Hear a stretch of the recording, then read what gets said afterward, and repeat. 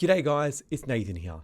As homeowners grapple with a 12th consecutive rate increase since May of last year, understanding and utilizing strategies to reduce long-term costs are becoming more crucial. Middle-class Australian households are reaching a financial tipping point where the relentless surge in interest rate rise, escalating expenses, and dwindling tax benefits are all starting to add up.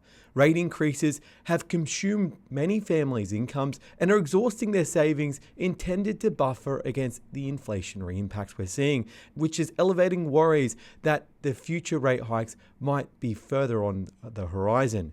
Many have had to forego long aspirations like private education for their children to meet the demands of their mortgage payments and growing household costs such as childcare. The persistent rate hikes have carved out about $300 to $400 per month from the average family's budget. And to manage these escalating costs, many families have had to cut significant lifestyle changes, including downgrading their health insurance, shopping at discount grocery stores, and even cutting back on children's extracurricular activity. AMP's chief economist, Diane Musa, points out household savings have plummeted to their lowest level since the 2008 global financial crisis. If spending continues at the current rate, the savings accumulated during the pandemic are expected to run out by mid-2024. The discontinuation of tax offsets for those earning less than $126,000 annually, which has previously enhanced tax refunds or reduced tax payable by up to $1,500, serves as another financial blow for middle-class earners. The 12th rate hike in the last 13 months is expected to impact over 3 million households with mortgages, government analysis reveals. The latest increase will add up to an approximate $152 on top of the average mortgage repayment on a 30-year loan with a $1 million principal and interest mortgage. This accumulates to over $2,269 in increases since the rate rises began in May of last year, which is a phenomenal, massive increase of 49% on top of what the previous payments were. High interest rates are also diminishing households' borrowing capacity with purchasing houses. A family of two with a household income of $250,000 has seen their borrowing power drop by about 30% in the last 12 months. And we've similarly seen the same thing for a single person earning $100,000 now being able to borrow over $250,000 less when they could initially at the start before the rate hikes happened, down to about a $516,000 borrowing power as of today. And the fear of yet another rate hike is potentially going to force people to sell their properties because of this financial stress. And this is a warning from Lewis Christopher, who's a managing director at SQM Research. And despite the number of distressed sales nearly 4% lower than this time of the previous year, many are teetering on the edge of being forced to sell their homes if yet another rate hike comes through later in the year. And if you do find value in this video, please consider hitting that subscribe button, as it does help out the channel. And a big thank you to all our subscribers for your support. Inspires us to create more content. We hope you enjoy. So here are some practical tips you can take away that will help if you do have a mortgage and being able to manage it a little bit better. The first is make sure you're not overpaying for mortgage with annual fees where you might not be using, for example, the offsetter facility. So if you do have a mortgage and you're currently paying an annual fee, say $395, sometimes you can transfer your loan onto a more of a basic loan where you can sometimes get lower rates, have less fees ongoing, and that can save you a little bit of money. Remember, every little bit counts, and it's those little 1%ers that can make a big deal because they all add up. The next is to think about switching lenders to a lower rate where some lenders are actually making it easier to refinance. So for example, Westpac and St. George have a streamlined refinancing process. So they don't look at APRA's 3 percentage point buffer they add on top of the current rates when they're assessing your refinance. They only add a small buffer of 1%, which means it makes it a lot easier, especially if you're a mortgage prisoner and your income hasn't changed much in the last 2 years. When you got that loan, you might find that the reduced borrowing power makes it very difficult to refinance. And that's where working with a mortgage broker like ourselves can help. Reach out with us here at Hunter Galloway. We can assist with any refinancing needs. There's no cost for our service, and call us directly on 1300 1300 088 065 or visit our website huntergalloway.com.au where we can do an assessment and understand your needs. The other thing you can look at is negotiating a cheaper rate with your current lender. Sometimes lenders will be charging you a higher rate as an existing customer compared to what they're giving for a new customer. So this is where giving your bank a call, tell them that you're thinking of leaving. It can be a great way for them to help you retain as an existing customer and a good customer by reducing the rate, and that'll give you a great amount of savings and potentially reduce repayments. Another thing to think about is reevaluate your lifestyle and identify potential areas where you can reduce costs such as discretionary spending and non-essential subscriptions. Also consider increasing income through side jobs, requesting pay rises, and selling off unnecessary assets. Also consider consolidating high interest debts into your home loan. You do need to be careful here because if you are consolidating, say, a credit card over a 30-year term, you will be paying more interest.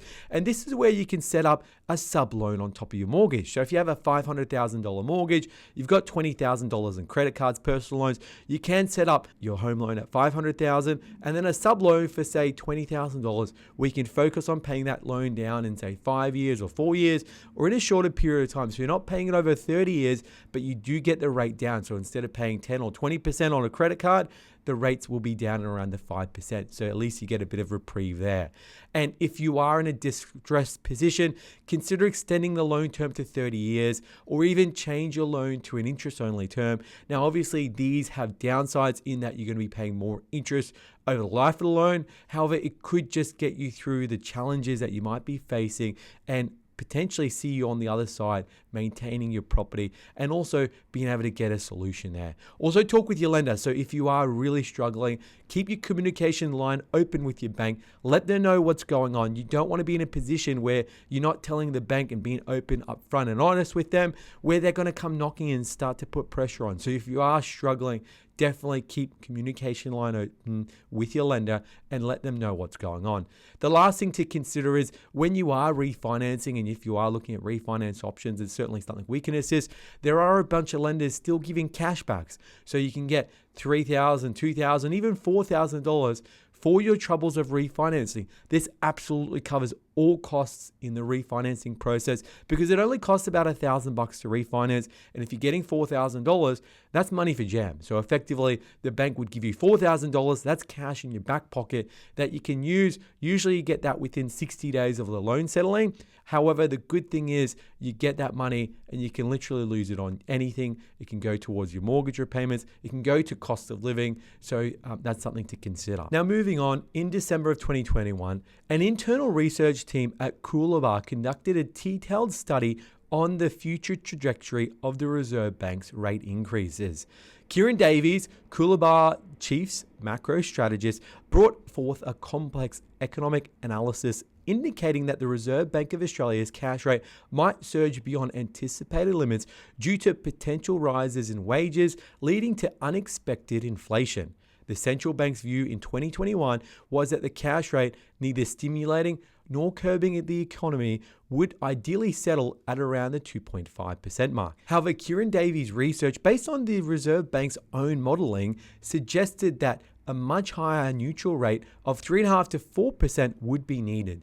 This got further substantiated by the Reserve Bank's subsequent internal reporting that revealed a higher neutral rate of 3.8% was needed. Kieran Davies' report also delved into the non-accelerating inflation rate of unemployment, an economic term denoted for unemployment levels consistent with stable inflation. While the Reserve Bank of Australia held this figure to be in the low 4% range, Davies suggested that it needed to be higher at 5 to 5.5%, indicating that a saturated labour market was potential risk for wage spiralling up. The shocking revelation was how the Reserve Bank's cash rate needed to curb inflation. While the financial markets in December of 21 predicted a peak RBA cash rate of 2% in 2024, Davies' model indicated a sharp rate hike between 4% 4.6 to 5.6 was required to maintain economic balance and forecast significantly higher than the mainstream predictions. As of now, the Reserve Bank's cash rate has risen from 0.1% to 4.1%, with recent findings indicated that further rate increases will be needed to bring the cash rate to up to 4.8%, which is required to maintain inflation and bring it back down to the 2.5% by June of 2025. However, recent data shows that Australia is grappling with a rapid rise in wages, making this task even more challenging.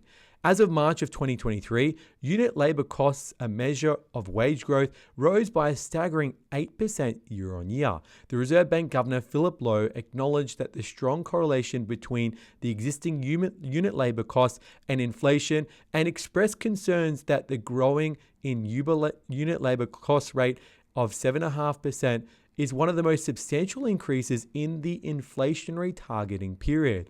A continual increase of the unit labour cost could support ongoing high inflation outcomes, and Australia's labour market is at the worst productivity since World War II, and it's a prime driver of unit labour cost inflation. Factors contributing to the downturn include lack of investment in capital and technology, disruptions caused by the pandemic, overutilization of unskilled labour due to low unemployment, and complacency resulting in decades of prosperity. Potential solutions include investment in new technology, effective use of existing infrastructure, and workforce restructuring to enhance productivity. Contrary to some opinions, Coolabah's research indicates that the non-mining sector, which forms 90% of the economy, shows the main driver of recent inflation is labour costs. And there are findings that suggest that containing inflation within a reasonable time frame will be necessary for the Reserve Bank to continue hiking rates into the high 4s or low 5% range. And this could lead to a considerable stress for riskier businesses and households that have borrowed assuming low interest rates. According to the Reserve Bank of Australia's own research, a 3.6% cash rate would result in negative cash flows for households of around 15% of borrowers. An updated estimate by the investment bank suggests that a cash rate at 4.6% would nearly mean that 19% of all borrowers would be experiencing negative cash flow, while 28% of them would see their free cash flow fall by 80%. And this could trigger an unprecedented wave of defaults and could align with the predictions made by Coolabah in late of 2021. The forecast also predicts a recession initially projected for 2023 or 2024, and it might actually happen. And remember to like, share, and subscribe to stay informed with all the finance and property news. The Australian economy might be facing challenging times ahead. As always, these complex interplays between inflation, wage growth, interest rates, and the broader economic trends will make it very difficult to know what will happen next. And it's always important to stay on top of things. So here at Hunter Galloway, we are a mortgage broker and we help people Australia-wide. If you need assistance with buying your first home, we can help. Call us on 1300 088 065. We deal with people right around Australia, or visit our website huntergalloway.com.au where you can click a contact form. We'd love to help. Guys, as always, thanks for watching. Leave a comment down below in what you think, and we'll see you next time.